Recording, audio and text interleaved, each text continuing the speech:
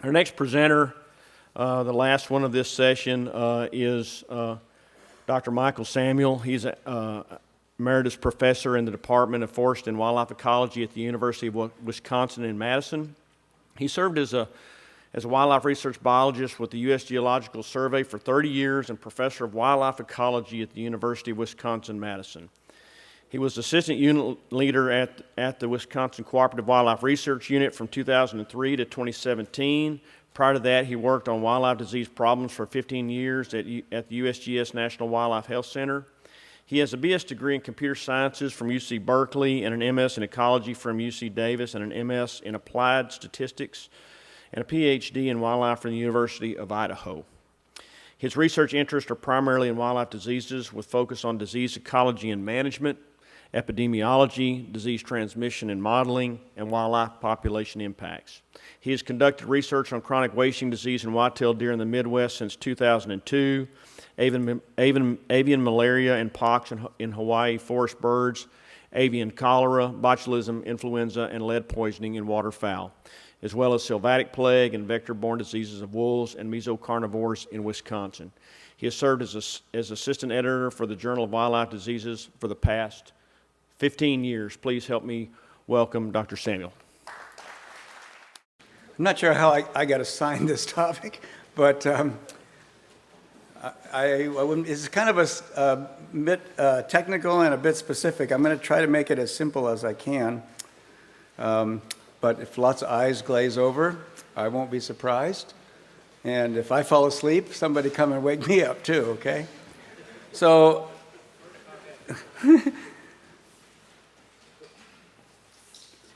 I like this quote from Ernest Hemingway. Now, of course, part of this is what we're after in chronic wasting disease is we'd like to be in the club that doesn't have it rather than the club that does have it. Unfortunately, you in Texas have joined the club here fairly recently, so my condolences. But I like this quote from Hemingway, which sort of makes me feel like what happened. What we feel like with CWD and what you may feel like with this presentation too is that why must all the operations in life be performed without an anesthesia, or anesthetic? Some of them are painful. So what I'm going to talk about is basically how we conduct surveillance around CWD.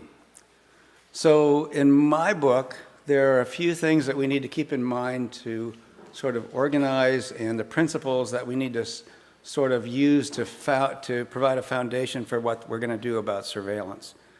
And the first one is that it ought to be closely integrated with some kind of management action that we're going to take as a result of that surveillance, or it ought to have some research significance where we can understand more about this disease.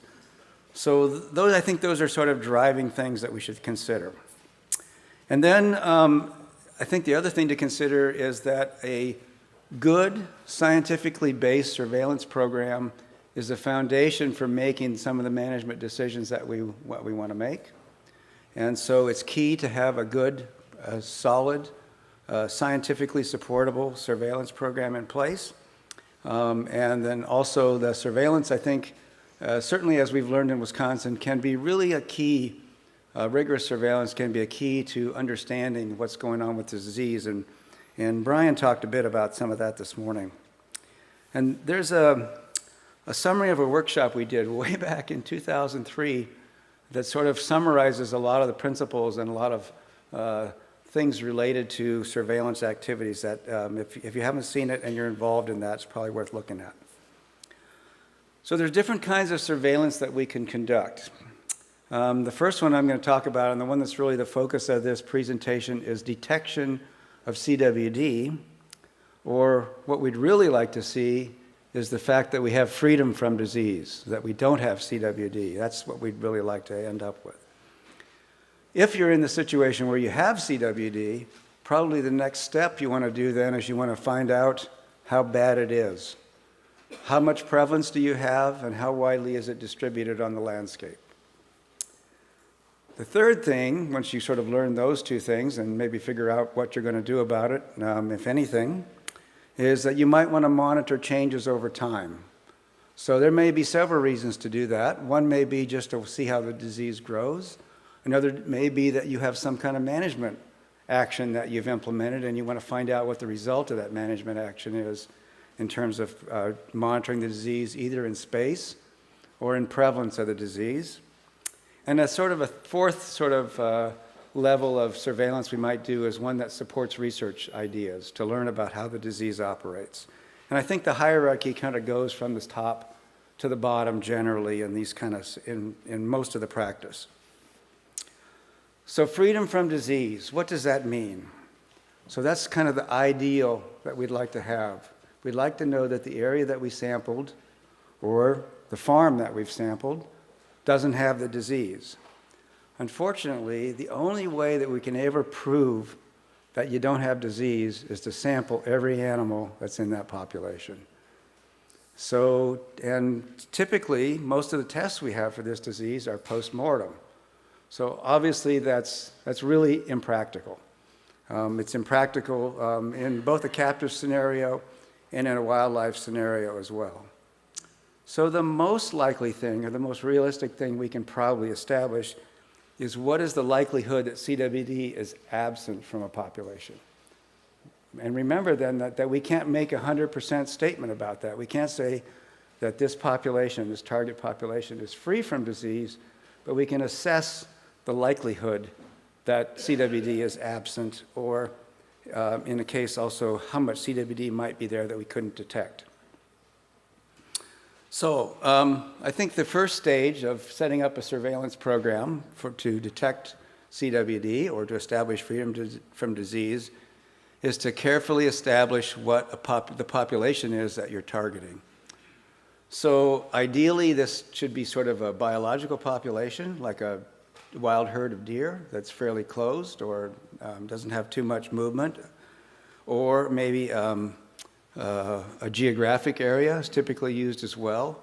So things like a county may be a reasonable spatial area that you want to sample, or a deer management unit, or even maybe a captive deer herd that's in an enclosed fence. So once we have established what that population is, the second step then is to find out or make an estimate of how many animals are in that population, because that becomes an important factor in determining how many we need to sample.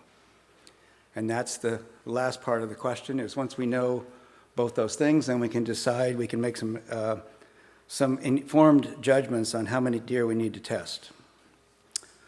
So there are a number of assumptions. So this is a bit about the statistics that are involved in making these assessments now.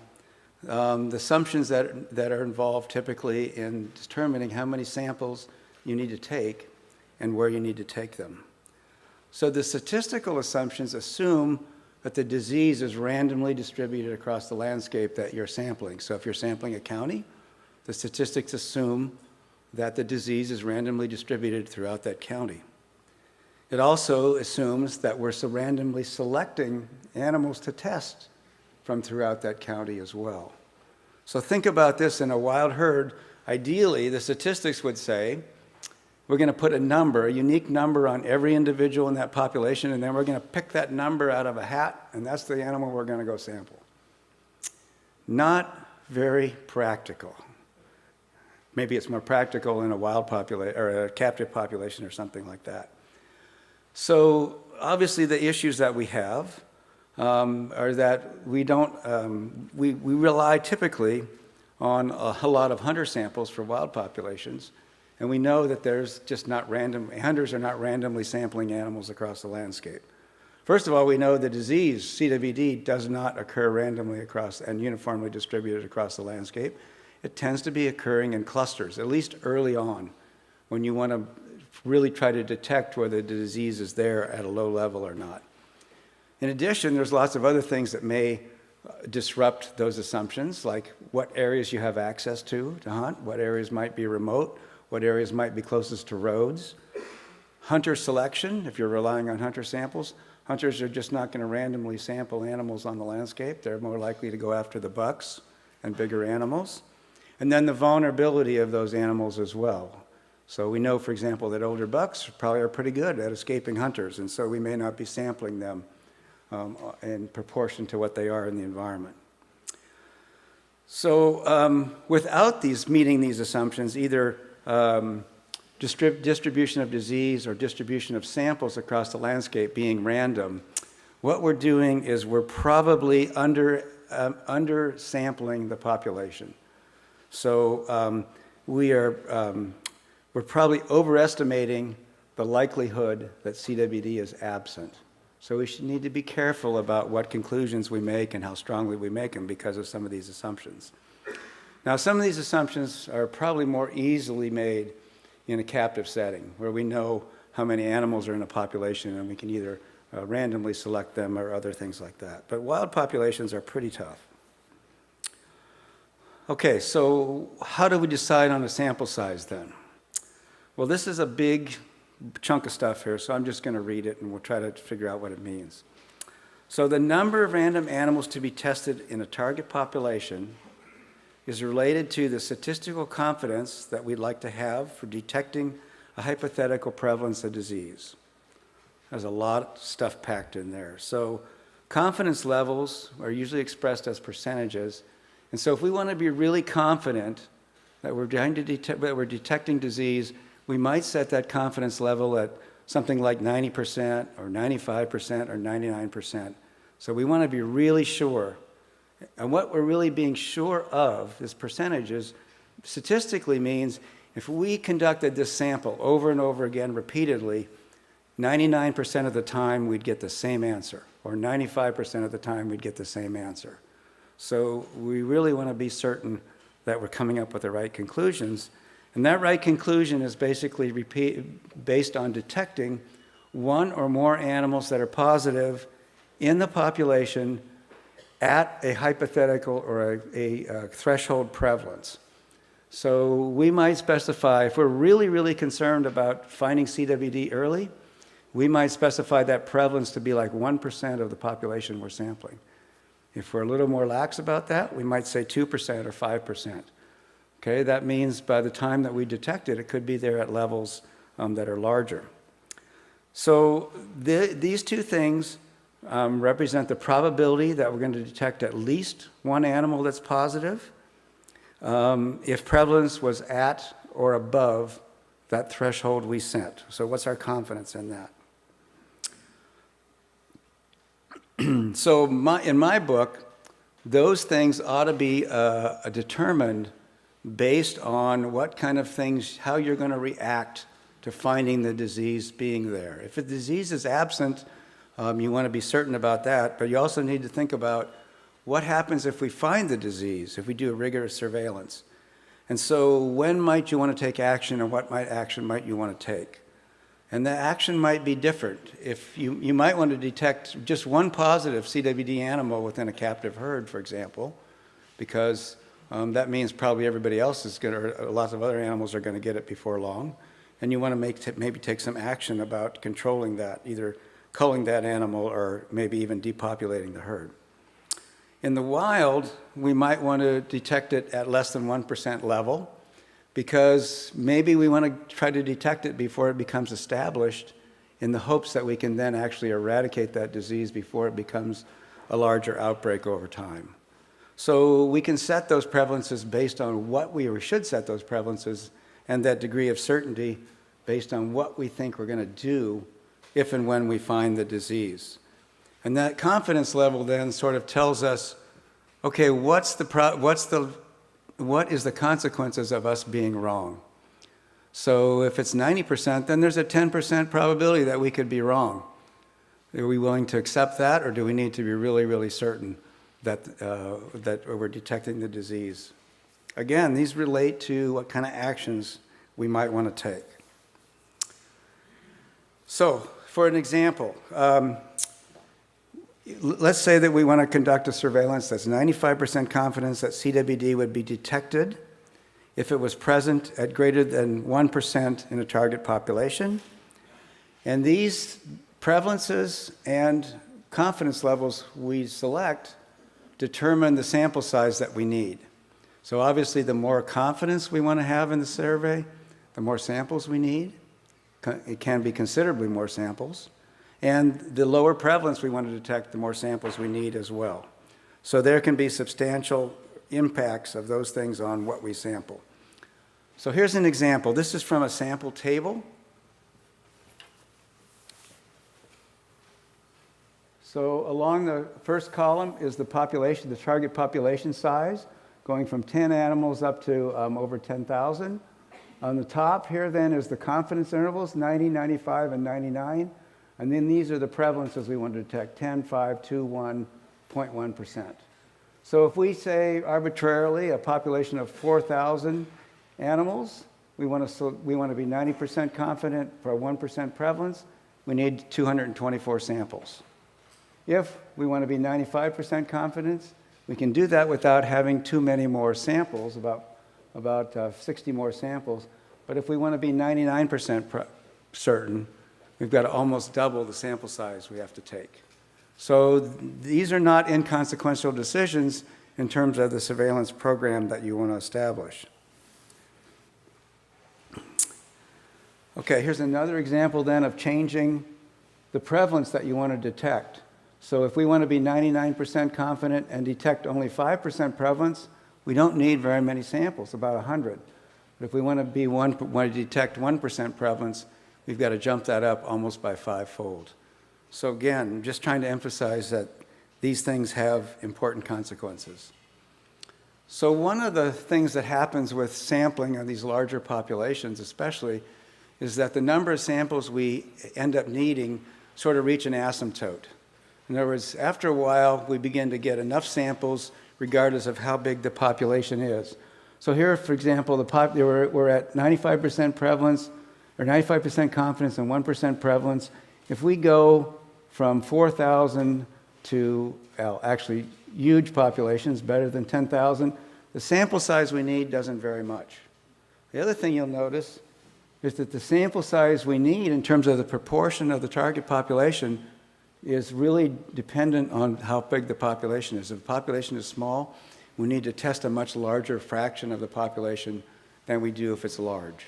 And this has to do with the statistical properties of the sampling. Okay, so what are some of the things that we need to kind of worry about when we do these, particularly for wild populations? As I said before, random sampling is very difficult to achieve. So probably what that means for most of the cases where we're actually doing this sampling, we're probably overestimating our confidence or underestimating or being too liberal, I guess, if you will, in terms of the prevalence that we could detect. And one of the big challenges that we have typically is spatial sampling. We'd like to have a uniform spatial sampling or random sampling across space.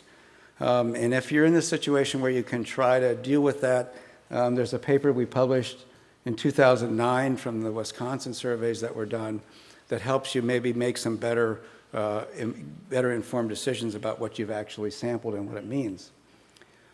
In wild populations, there's also the fact that the population size, we have a lot of uncertainty about the population size as well. So what do we choose? Well, I think the natural solution here is just to take a number or target population that's bigger than you think you might have. And then you'll be probably conservative.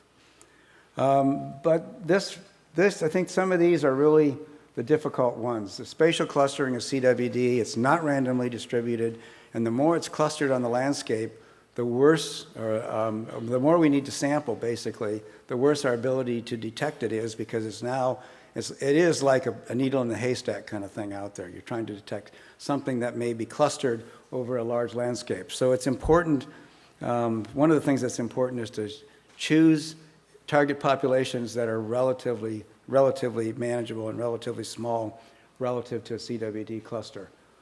We know that not all animals are the same in terms of the risk of infection of CWD.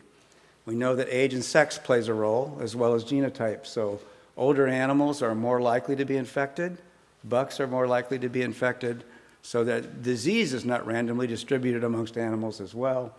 And there is a bit of a solution for that called weighted surveillance, which I'll touch on to help us improve some of our surveillance from that perspective. So another question that I think we always should consider when we talk about setting up a surveillance strategy is, are there deer out there that could be positive that I've missed, and how many? Because it's not 100%, it's not a freedom from disease, it's a probability of detecting. So here's some examples.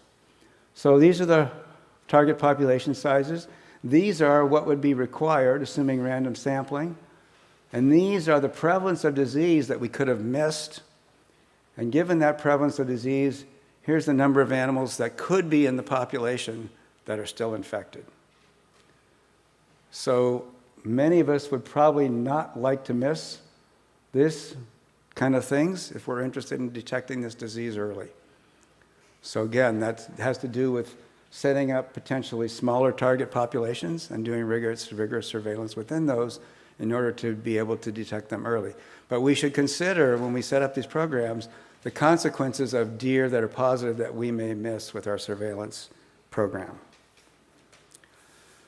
So a couple of other assumptions which I haven't talked about yet are sensitivity and specificity of the test. So Dr. Morales talked about these, particularly for the PMCA analysis. In all these sampling scenarios that I've talked about, we assume that we have 100% specificity, meaning we can always detect the disease in an animal, and we can differentiate that from a negative animal with 100% ability. And we also then have specificity. So specificity is the probability, specificity especially is that probability. And if it's less than 100%, that means we're probably going to have some false positives. So false positives can be a real problem. We had a couple of those things occur early on with some tests we were using in Wisconsin. And if it means that you have a new county that has CWD and it's just a false positive, that's probably not a good thing. So on the other hand, sensitivity means, given that an animal is infected, what's our probability of actually concluding that it's infected? So we already know that the tests that we typically use, the lymph tests, don't detect early disease. Probably from 3 months on or so, they're probably 100% sensitive, at least some of them. But before that, we probably don't have the ability to detect disease very well at all.